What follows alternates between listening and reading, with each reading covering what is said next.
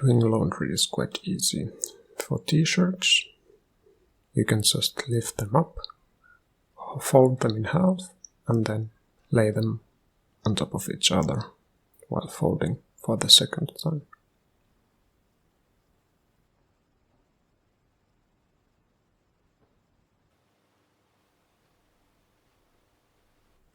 For underwear, there's no need to do any folding.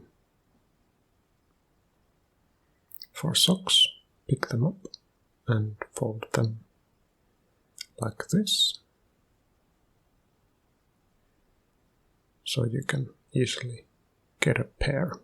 For all the black ones I don't bother, since they are all the same.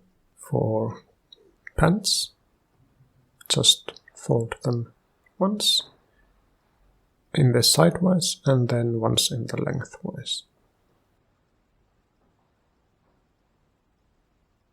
For shirts, fold them in, tuck in the sleeves and fold again.